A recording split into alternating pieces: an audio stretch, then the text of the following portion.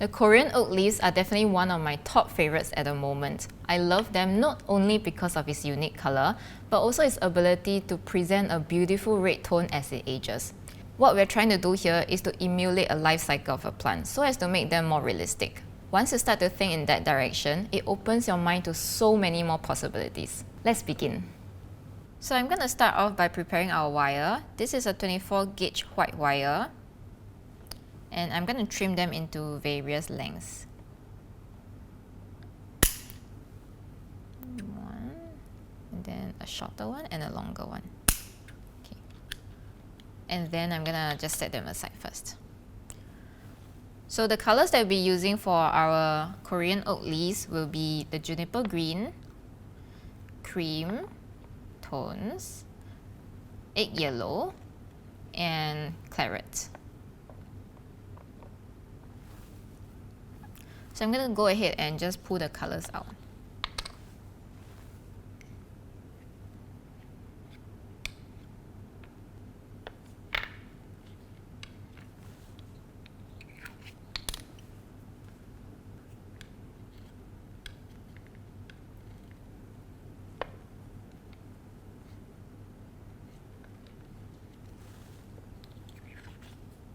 So there are mainly two colors that we'll be working with. If you look at the leaves over here, the base is kind of like a brownish green that we have. And then as the leaf ages, it's going to bring in this really nice red tones. So these are the two colors that we're focusing on. So we're going to first mix the green tone first. So let's start with the juniper green, and we're going to slowly add in cream yellow and a little bit of claret to melt it off to achieve this old looking green. So I'm going to go ahead and start in a new well. Add some greens into it.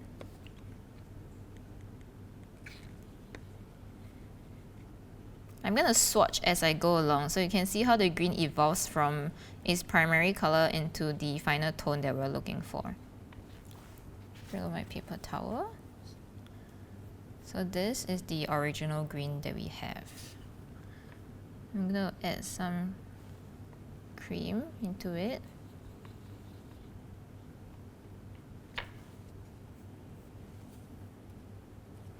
And then I'm going to add some egg yellow.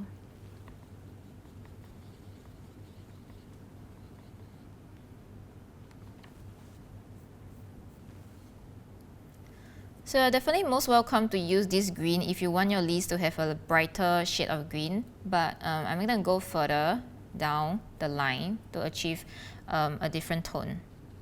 So probably will be adding some more cream tones into it.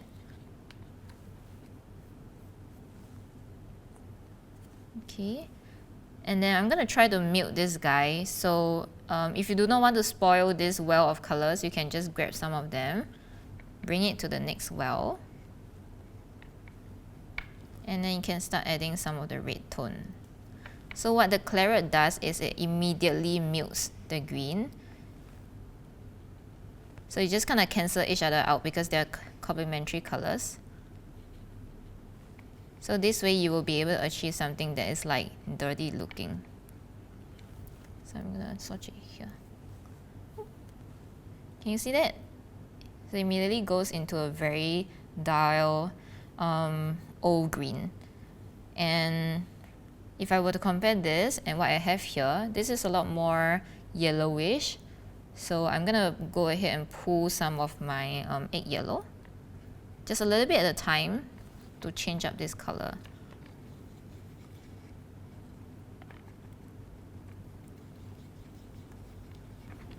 And then I'm going to swatch again. This is definitely closer, nicer green. Probably a little bit more cream tone.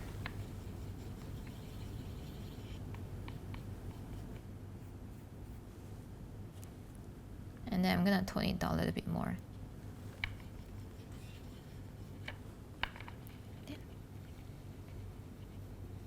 So of course you don't have to aim for a exactly same color. You can just go close to it.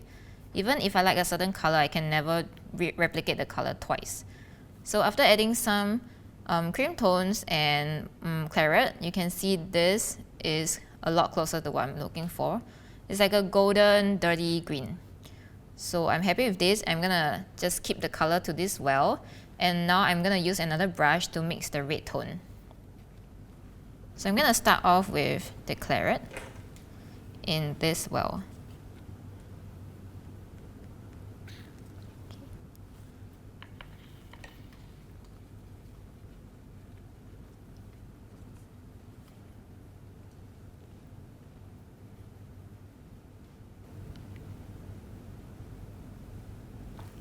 And I'm gonna just swatch it here. So this is definitely too bright. I'm gonna tone this down by adding some of your green. So if you do not want to reach out to the main green you have, you can always pull out what you have just mixed to kind of tone this guy down. You can make them meet in the middle. So a little bit of green here and a little bit of red.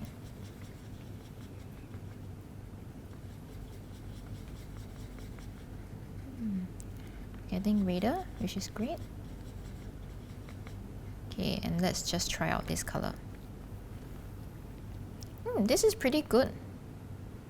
I kind of like it, but this is a little bit too diluted for my liking. So I need something a lot more saturated than this to achieve tones like that. So I'm gonna go ahead and add a little bit more claret just to make it a little bit more saturated. And maybe pasty.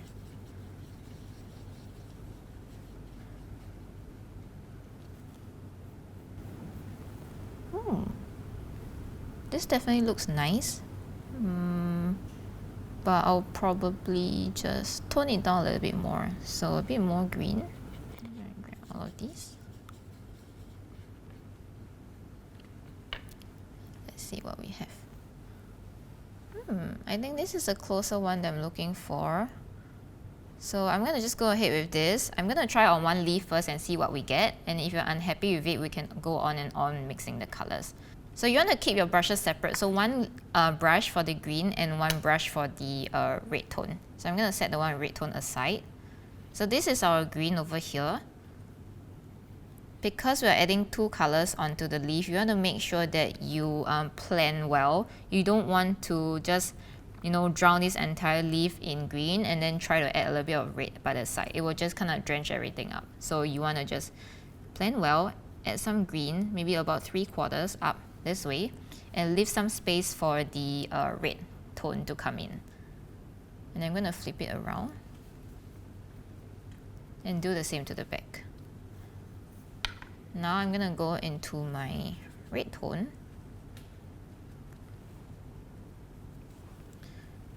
And then just brush from outside in. Oh, this looks good. It looks a bit too bright for my liking, but I'm just going to go ahead with it and I'm going to try to darken it for the next one.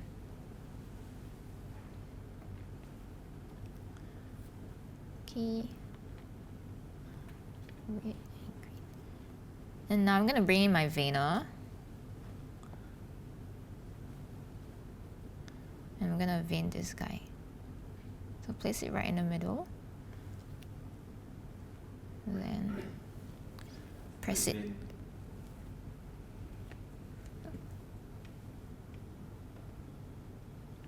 Okay, and then we're going to pull it out.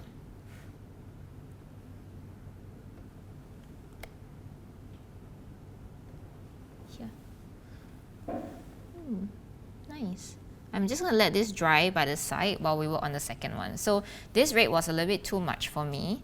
I'm going to go ahead and tone it down a lot more. So you can grab your green, with a bit more of the claret, just to darken it more. And take some of the green and tone it down.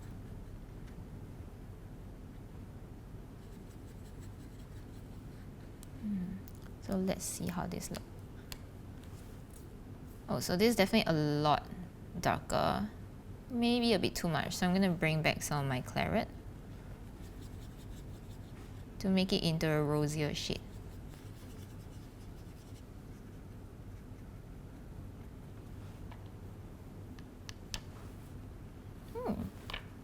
This looks pretty good. It's like an eggplant rosy shade color. So I'm going to go ahead with this. Set this aside and I'm going to try on another leaf. So going back to my green brush, taking some of my green tone, I'm doing a very light flicking action so that you don't add too much liquid into the leaves. Okay, and then my red color. Oh, this looks like a nicer red tone. I love it.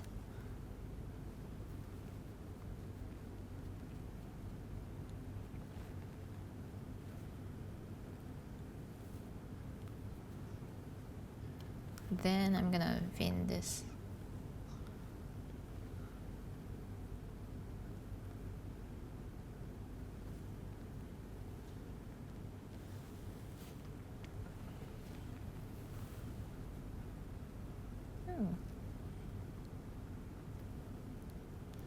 Okay, I'm gonna pull it out.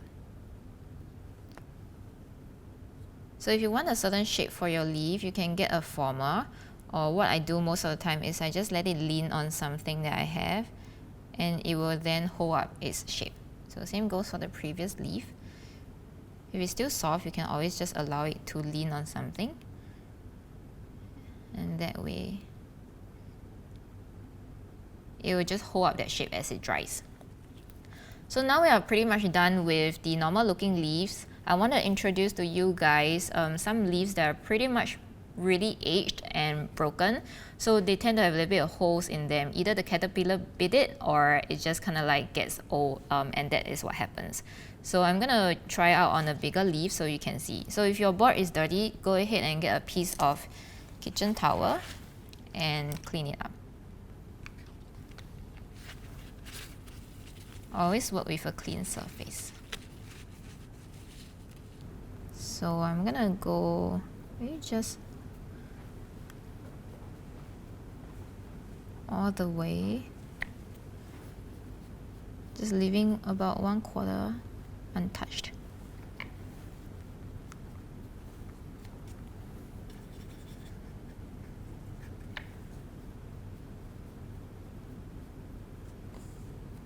So remember how I was saying if you add too much liquid, it starts to shrink?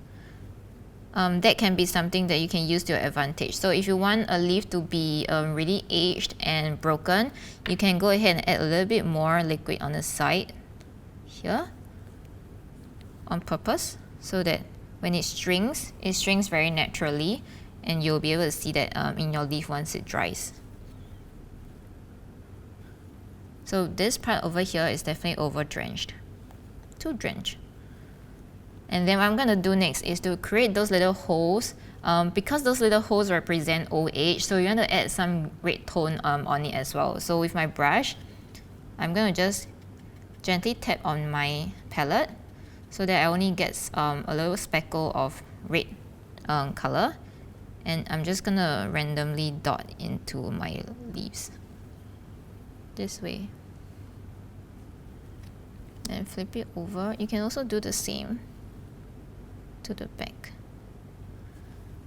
Okay, I'm going to flip it over, and to create those holes you just get a skewer, and while it is still wet, you can then go ahead and create some holes.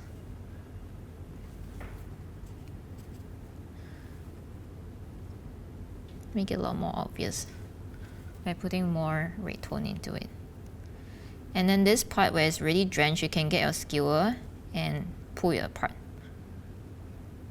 That's how you create a broken look.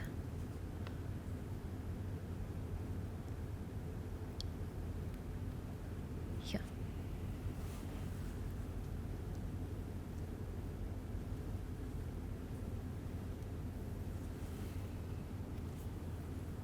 That looks good to me. Yep. And then I'm gonna vein it.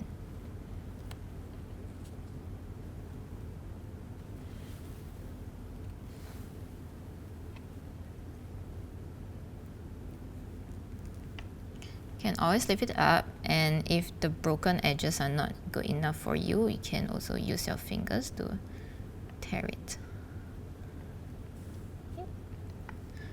This looks better.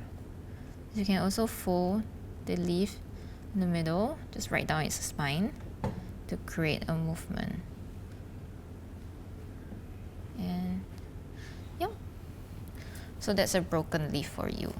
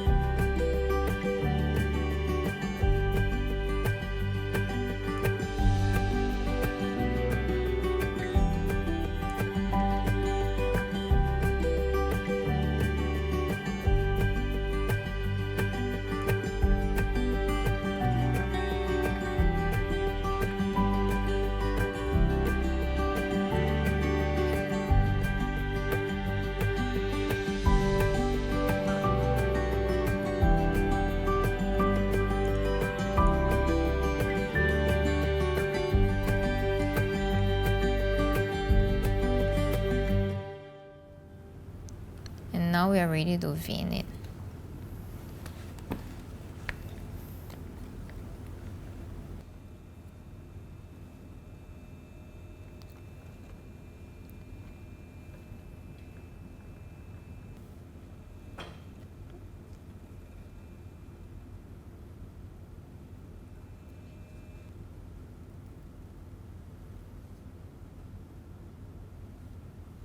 Okay, so here we have it. I'm just gonna pinch the bottom half just for a little bit so it's easier for me to attach onto my stem later.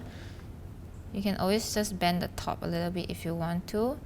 And I'm just gonna find a branch and let it dry so it stays the shape as it is. So it will probably take a while for these guys to dry because I've painted quite a lot of liquid on them.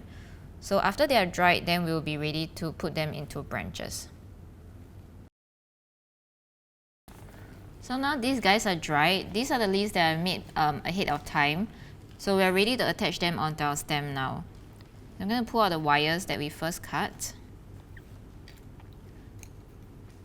You can just pull out any one.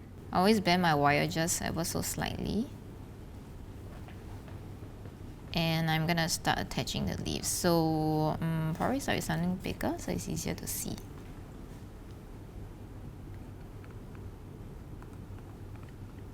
So I'm going to apply the edible glue along the tip of the leaf. You can go higher up if you want to, so it creates more support for the leaf as well, because this is a huge leaf, so you want to allow more wire to be on it so as to create a nicer support. Maybe something like that.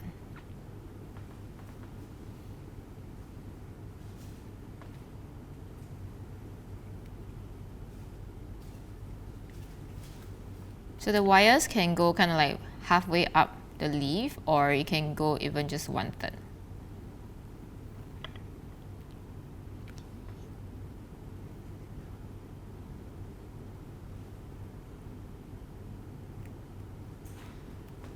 Okay, and I'm gonna work on another one. Maybe try something of a different size. Yes.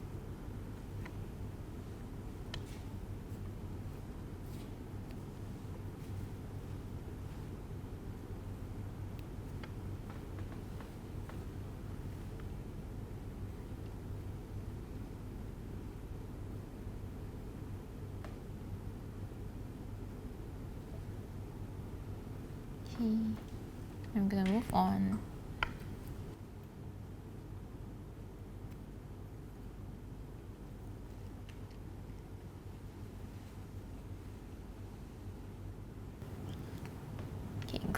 So now I have 3 branches of individual leaves, and I'm going to tie them into a big branch. We'll be using white floral tape, so I'm going to just cut out maybe just 2. I'm going to give this guy a little stretch to activate the stickiness.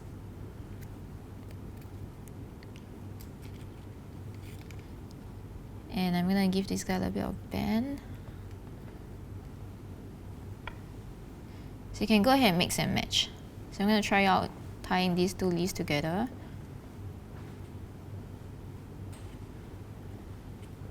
This way.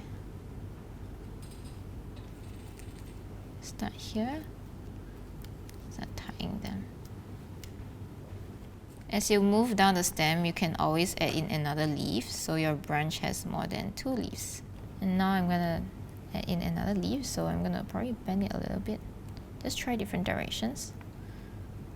I'm going to add it here. So this one I can bend it further. And bend this guy backwards, just by a little bit. And then I'm going to continue to twist the wire, to twist the floral tape down the wire. Don't worry if the position has moved a little bit, you can always go back to adjust it later.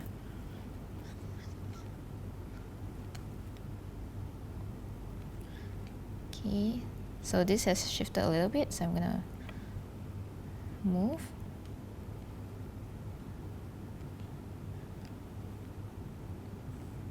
And yep, until you're happy with it. And this branch is done. Now we are ready to move on to dusting the stem. So the dust colors that we will be using to dust the stem will be cinnamon, kiwi, and this is just cornstarch. It acts as like our white dust, so it helps to lighten the colors when you don't need them to be so strong. So I'm going to pull out some of the cinnamon. And kiwi. And I'm just going to blend these 2 colors together in equal ratio. Just get some of the white in there to lighten it up. So, just start dusting.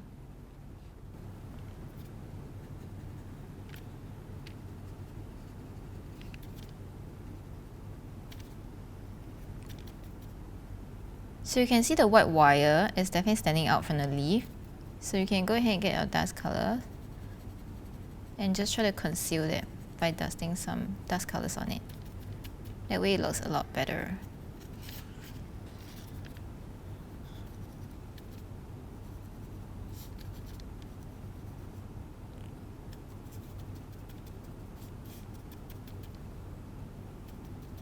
This looks better. And then the last one.